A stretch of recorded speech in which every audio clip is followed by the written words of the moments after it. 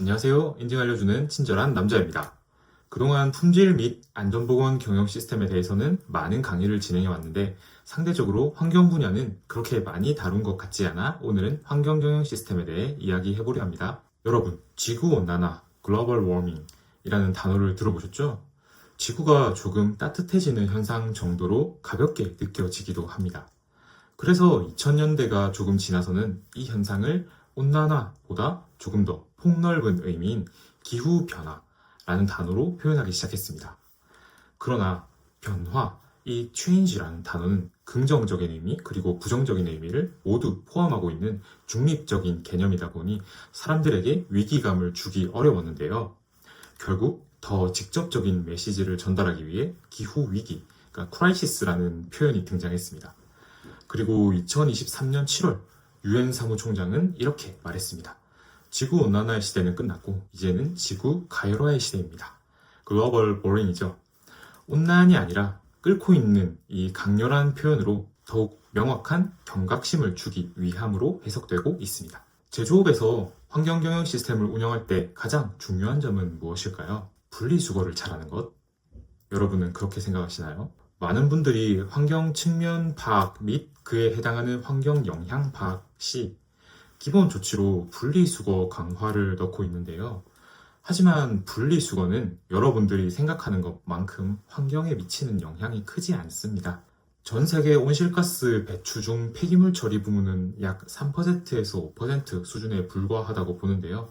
IPCC 및 주요 국가 배출 통계 기준상으로 이렇게 데이터가 나오고 있습니다. 즉, 개인이 분리수거를 아무리 열심히 해도 지구 전체의 온실가스 감소에 기여하는 절대량은 매우 한계적이다라고 보는 시각이 지배적인데요. 예를 들어서 미국을 보면 길거리 분리수거통이 잘 갖춰져 있지도 않고 시민들도 체계적으로 분리수거를 하지 않고 있고 수거업체가 실제로 폐기물을 가져갈 때도 대부분 혼합해서 가는 경우가 많습니다. 이런 사례는 개인의 폐기물 분리수거가 온실가스 전체에서 차지하는 비중이 작기 때문이라고 볼 수 있는데요. 여기서 오해하지 말아야 될 점이 있는데 분리수거를 하지 말자라는 얘기가 아닌데 분리수거만으로는 본질적인 환경 문제를 해결할 수 없다라는 점입니다. 제가 강조하고 싶은 메시지는 이겁니다. 비중이 낮은 활동에 집중하느라 진짜 중요한 배출 저감 활동을 놓치지 마세요. 수능으로 치자면 1점짜리 문제에 1시간 동안 매달리지 말고 그 시간에 4점짜리 문제를 고민해라 입니다. 그렇다면 환경경영 시스템에서 중요한 것은 무엇일까요? 바로 온실가스나 오염물질 배출의 근본적인 저감입니다. 기업이 배출을 줄이는 것이 개인의 분리수거보다 지구 환경에 훨씬 큰 영향을 미치겠죠? 그렇다면 배출 저감은 어떻게 추진하는 것이 맞을까요? ISO 14001의 기본 흐름에 따라 다음 단계로 진행되는 것을 보실 수 있습니다. 우선 배출원이 파악이 돼야 될 겁니다. 어떤 공정에서 무엇이 배출되는지 정확히 분석이 되어야겠고요. 시설 공정별 배출량이 산정되어야 할 겁니다. 배출량에 대한 데이터를 수치로 파악해야 되고요. 그리고 현재 기업이 어느 정도 배출하고 있는지, 배출이 어떤 방식으로 처리되고 있는지 확인해야 됩니다. 그리고 저감 방안을 검토해야 되는데 기술적, 관리적, 경제적 측면에서 저감 가능한 방법을 도출해야겠죠. 그리고 효과, 비용, 실현 가능성 등을 기준으로 우선순위를 결정해서 줄일 수 있는 것부터 배출을 줄여봅니다. 이때는 KPI를 설정해서 목표 대비 실적을 주기적으로 점검하면서 우선순위에 대한 조치를 실행하는 것이 효과적일 텐데요. 기업이 실제로 얼마나 효과를 보고 있느냐를 반드시 확인해야 합니다. 그렇다면 여러분들은 또 궁금한 점이 생길 수 있겠죠. 그러면 배출을 저감하는 게 중요하다. 이건 알겠어요. 그럼 배출 저감에 대한 방안은 뭔가요? 라고 물어볼 수 있겠죠. 배출을 저감할 수 있는 방안은 여러 가지가 있습니다. 첫 번째는 대체 물질을 사용하는 거죠. 유해 물질 또는 고탄소 배출 물질 대신에 친환경 저탄소 물질을 사용하는 방법이 있고요. 두 번째는 대체 공정을 도입하는 방법입니다. 대체 물질을 사용을 할 수 없다면 그러면 공정을 변경하거나 기술을 개선해서 배출 자체를 줄이는 방식이 있겠습니다. 혹은 이 두 가지 모두 해당이 안 된다 라고 하면 재사용이나 재활용을 조금 더 고려해보는 방법이 있을 수 있겠죠. 그래서 단일 사용 후 바로 폐기되는 구조를 최소화해서 배출을 지연 또는 감소시킨다면 배출이 저감될 수 있겠죠. 그리고 부산물 에너지를 회수하는 방법도 있습니다.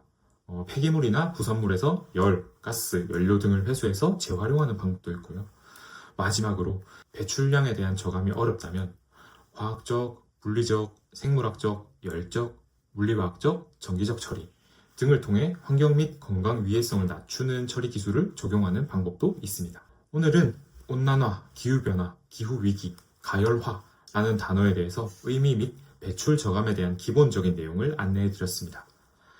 대기업, 중견기업, 중소기업 모두의 실무를 진행한 컨설턴트는 이미 여러분들께 역량을 투명하게 공개하고 있습니다. 여러분들이 손해보지 않도록 심사원 및 컨설턴트를 구하는 팁을 다시 한번 말씀드리자면 컨설턴트나 심사원을 비교하실 때 가능하다면 조작되지 않은 후기를 확인하셔야 되고 두 번째는 사전 미팅도 하면서 심사원이 얼마나 알고 있는지 여러분들의 회사에 어떤 도움을 줄 수 있는지 그리고 심사원들의 역량은 투명하게 오픈되어 있는지 이런 부분을 확인하셔서 심사원이나 컨설턴트를 구하신다면 여러분들의 회사에 아마 도움이 되실 수 있을 겁니다. 다만 여러분 역시 심사원을 속이면 안 되겠죠. 혹은 컨설턴트를 속이면 안 되겠죠. ISO 9001의 컨설팅을 원한다면서 ISO 9001 컨설팅 가격에 IATF 컨설팅을 포함시켜달라고 하면 안 됩니다. 애초에 그럴 거면 IATF 컨설팅을 받으셔야죠.